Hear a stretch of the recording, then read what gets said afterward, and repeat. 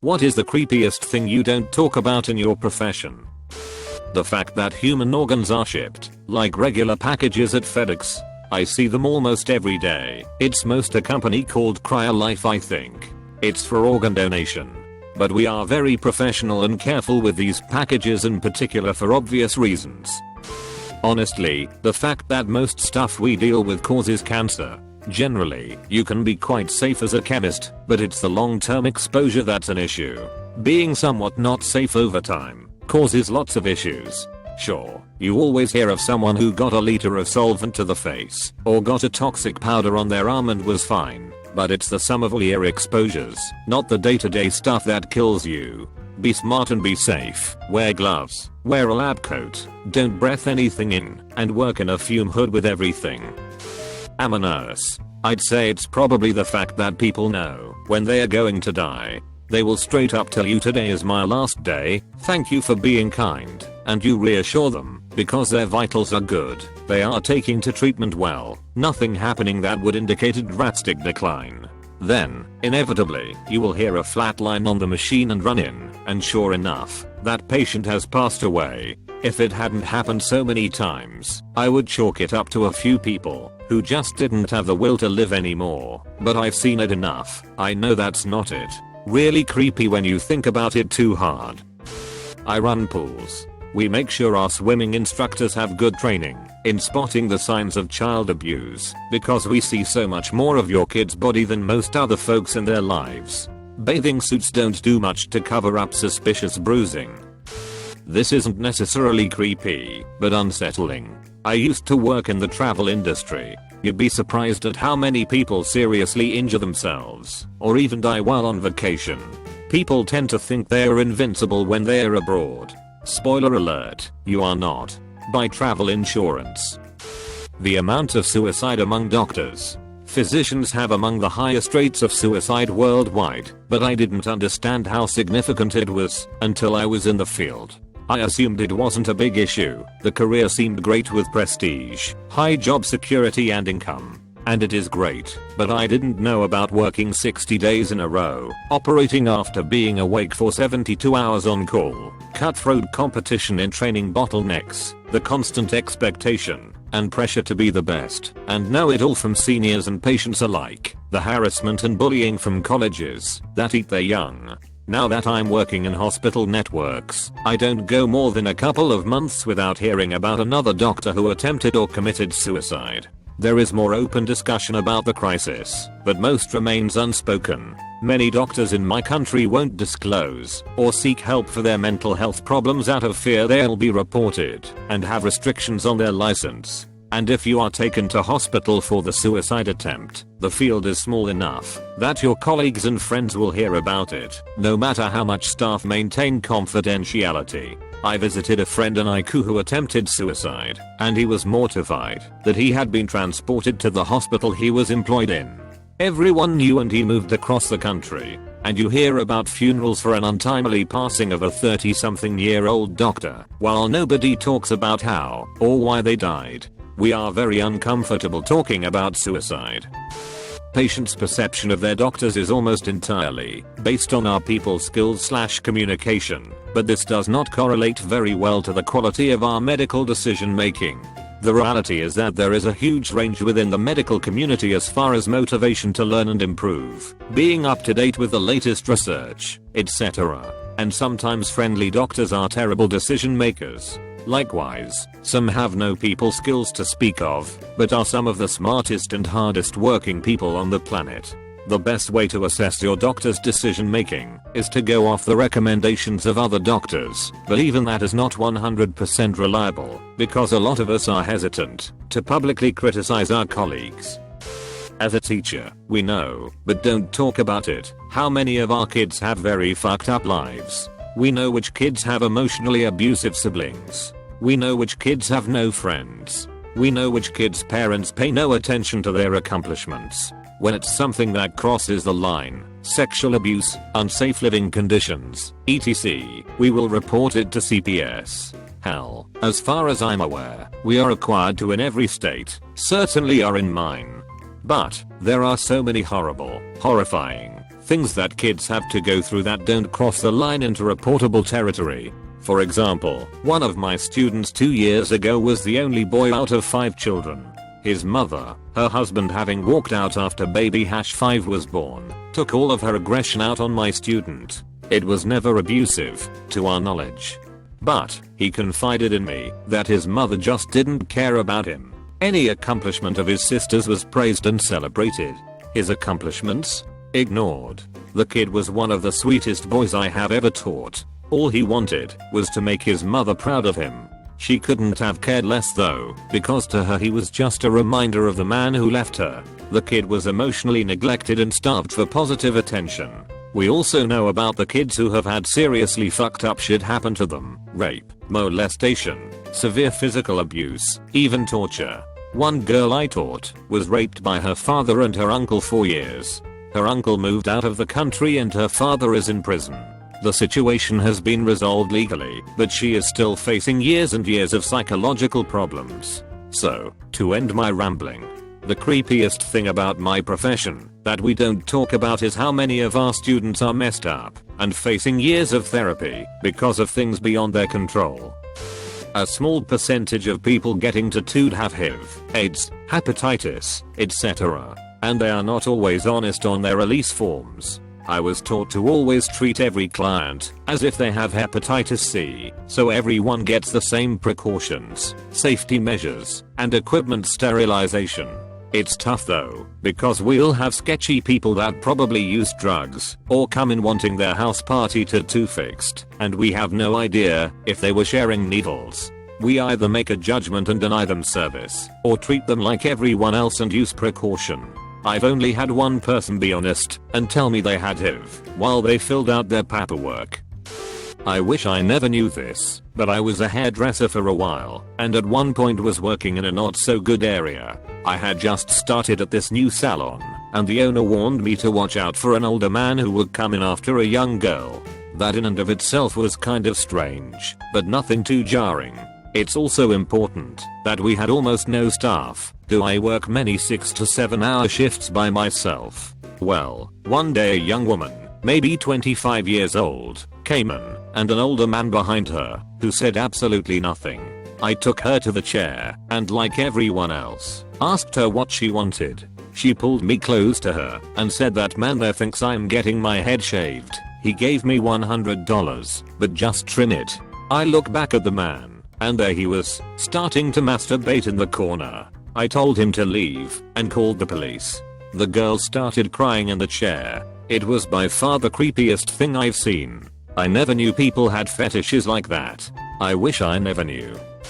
I work in TV news, and some viewers can be the right creepy. People subconsciously feel like they know us because they see us every day in their homes. Some of the mail my coworkers receive is so questionable. Like one guy, a well-known and beloved weatherman, regularly gets postcards from the same dude that hates him and berates him. Another guy acts as if he actually knows one of our weekend anchors in his letters talking about how they used to go to various concerts together. Nope. Once I opened a package with all these random objects, band-aids, layers, a pair of socks, conversation hearts, and 5 valentines each detailing how the person would storm the building. Once I did a story vaguely related to vaping, and within minutes a guy tracked down my personal Facebook and sent me 3 videos cussing me out and a long rant about how I was a pissant whore and a fucking moron. I work in an eco-friendly importer who imports, well, eco-friendly products that replace disposable or single-use products, especially plastics. The amount of plastic involved in production, shipping, storing, and packing those items is insane. It's just all stripped from the finished product before it lands in the customer's hands. There's also issues with ordering from abroad, everything from factory waste to the fuels to get it here. It's really sad, and nobody addresses it. Ever. It's not talked about. We just strip off the plastic and toss it before shipping to the customer. Not really creepy but sad, and so very obviously ignored. I'm a mailman, and sometimes people's houses just creep me out. Sometimes you walk up to a really rundown place with their mailbox hanging sideways and you just get a bad feeling.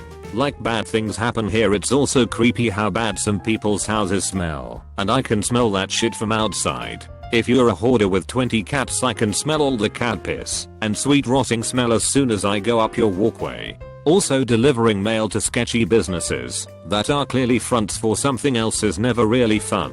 Can make you pretty uneasy.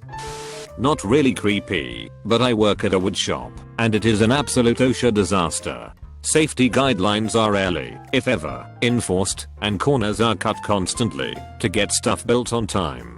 I'm talking fire extinguishers buried behind scrap wood and other things, almost zero use of safety equipment, and just a general disregard for what should be standard practice. Really, the only reason injuries are rare is because the vast majority of people who work here are experienced and know their shit. The amount of dead bodies you have to deal with / walk in on. Property management for 5 communities with 2,400 people. 95% college students. 60% of those in high stress, high octane majors. I've walked into 4 suicides in 5 months, and these have been people I've gotten to know, worked with to cater to interests. I couldn't imagine it was going to be like this, but I probably should. IDK how to fix any of it, but it makes for a hard time now and again. That we've been hacked. Repeatedly. Any data you trusted us with is out there now. Either for sale, or just to freely download, if you find the right site. The only reason your identity has not been stolen is that the thieves chose to steal someone else's today, and there are orders of magnitude more honest people than there are professional identity thieves. Pure random luck is the only reason your credit rating is not in tatters right now. None of this is publicized because the laws were deliberately written in such a way that we decide what constitutes a breach, and that decision is never meaningfully accountable to anyone. So, surprise. We have never declared that any of the times that we were hacked constituted a formal breach. IDK if it's really creepy, but drug and alcohol use on the job in construction is a big issue that's almost never explicitly addressed in the industry. To keep up or relax a little during the day, some guys will use stimulants or drink on their breaks and lunch, and because maximum production is the goal on most jobs, it tends to be left alone until it causes problems. It's not nearly as widespread as it once was, but it's still a big problem, and the amount of supers and foremen, typically older guys, many of whom have done the same at some point in the past, and would definitely know how to recognize it, who are willing to look the other way for the sake of production when one of their guys is taking pulls of Jameson / snorting line / popping Adderall in the parking lot on their breaks / lunch is downright scary. Probably too late for anyone to read this, but I work for a social media influencer who everyone praises for keeping it real and being such a nice and lovely person. Reddit. She's a huge bully and a total psycho. What you see in her posts is so fake. It's scary to me that so many people look up to her and even say she has cured their depression or made them feel happy again. I'm glad that those people feel better about themselves, but this girl is not a good person and has contributed to the mental breakdown of more than one person. I roll. I wish people wouldn't believe everything they see on social media. It freaks me out how she's able to make herself look like such a saint when she's so nasty. The entire consulting industry preys on businesses who think they are hiring experts when really they are spending 10x as much on randos who don't know anything than they would on hiring / training their own randos who don't know anything. Most clients of consulting firms even let their consultants expense ridiculous sums of alcohol and other sketchy behavior. Seriously, how has no one picked up on this? It's insidious. In education as an administrator, the reality of the frequency of child sexual assault or child abuse and lasting trauma resulting from it is enough to make you drink. It is so shocking the level of incompetence in parents. This is across both private schools, well-off demographics and high needs, high poverty districts. It is really hard to come to school each day and mask positivity some days. The amount of teachers who sleep with students. Every school I've been at there has been a story of Mr. So-and-so got fired for having sex with one of the students a few years back. I've talked to teachers who make remarks about 15-year-old girls' bodies that would be embarrassing to retell. I've heard rumors of students who get a little unwanted attention from some teachers. Improper stuff happens far more than you hear about on the news. I work for a company that, amongst other services, Provides carpet cleaning. Vacuuming is one of the easiest corners for janitorial providers to cut, so it rarely ever gets done to adequate levels. This means that office carpeting is absolutely filled with dirt, skin flakes, and literally any other nasty tiny thing you can picture. Carpeting is like a sponge/filter, and if you don't clean it out regularly it gets fucking nasty and can majorly impact indoor air quality. Sick building syndrome can be caused by carpeting alone. Also, people in general are nasty too. In one night, in one facility, my team cleaned up piss, vomit, and blood stains on the carpet, wearing PPE of course. The amount of skid marks we clean off office chairs is bonkers too. I've been working as a waiter for years now, and woo boy lordy are there a bunch of issues that are simply not addressed. Workplace sexual harassment of women in the industry is fucking rampant, both from coworkers and customers. Drug and alcohol consumption and abuse amongst restaurant workers is insane. The huge racial and gender disparity that exists in earnings due to tips. It's a pretty toxic business behind the scenes. From the veterinary field, animal waste doesn't have any special rules about proper disposal. More often than not, if you were to dig through the dumpster behind a clinic you'd find whole body parts, if not entire bodies. The ethical implications of being a programmer. I used to work in the financial sector, but I had to leave because I heard too many serious discussions about how much it cost to buy a governor without getting arrested.